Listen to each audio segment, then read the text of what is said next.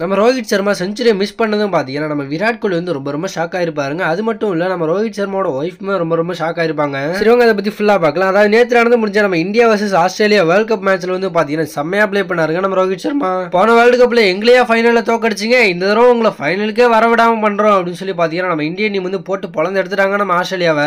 ஆப்கானிஸ்தான் மட்டும் ஜெயிச்சிட்டாங்கன்னா போது கண்டிப்பா ஆஸ்திரேலியா வந்து வீட்டுக்கு தான் போய் ஆகணும். இது வந்து அவங்களுக்கு ஒரு பெரிய அசிங்கம்னு சொல்லலாம். இந்த மேட்ச் நம்ம இந்தியன் டீம் ஜெயிக்கிறதுக்கு முக்கிய காரணமே நம்ம ரோஹித் சர்மா தாங்க. மொத்தம் 42 பால்ல 92 ரன் ஸ்கோர் பண்ணியிருந்தாருங்க. அதுவும் ஆஸ்திரேலியா டீமோட மெயின் பவுலரான மிச்சல் ஸ்டார்க்கோட ஓவர்ல ஒரே ஓவர்ல 29 ரன் அடிப்பாருங்க நம்ம ரோஹித் சர்மா. இது வரைக்கும் நம்ம ஸ்டார்க்கு வந்து அவ்வளவு ரன் கொடுத்ததே இல்லைங்க. போன வருஷம் வேர்ல்டு கப்ல நம்ம ரோஹித் சர்மா வந்து அதிரடியா தான் ஆரம்பிப்பாரு. இருந்தாலும் அவரோட விக்கெட் வந்து விழுந்துரும். ஆனா இந்த மேட்சை பொறுத்த வரைக்கும் பாத்தீங்கன்னா நான் வந்து அடிச்சுட்டு தான் போவேன் அப்படின்னு சொல்லி ஒரு முடிவோட தாங்க அடிச்சாரு. இருந்தாலும் நம்ம ரோஹித் சர்மா வந்து செஞ்சுரி அடிப்பாரு அப்படிங்கிற மாதிரி தான் எல்லாரும் எதிர்பார்த்தாங்க. ஆனா 92 ரன்ல போயிட்டு அவுட் ஆயிட்டாருங்க நம்ம ரோஹித் சர்மா. சோ நம்ம ரோஹித் சர்மா அவுட் ஆனது தாங்க நம்ம விராட் கோலியாலையும் ரித்திகாவாலையும் தாங்கவே முடியலங்க. கண்டிப்பா செஞ்சுரி அடிப்பாரு அப்படிங்கிற மாதிரி தான் நினைச்சாங்க. ஃபர்ஸ்ட் அவுட் ஆனவொன்னே ரொம்ப ரொம்ப ஷாக் ஆயிருப்பாங்க. இருந்தாலும் பரவாயில்ல நல்ல கேம் பிளே அப்படின்னு சொல்லி பாத்தீங்கன்னா அப்புறம் வந்து அவங்களே கைதிட்டு ஆரம்பிச்சிருவாங்க. சரி ஓகே, இந்த மேட்ச்ல நம்ம ரோஹித் சர்மாவோட இந்த இன்னிங்ஸை பத்தின உங்களோட கருத்து என்னன்னு சொல்லி மறக்காம கீழே கமெண்ட்ஸ்ல சொல்லிட்டு போங்க.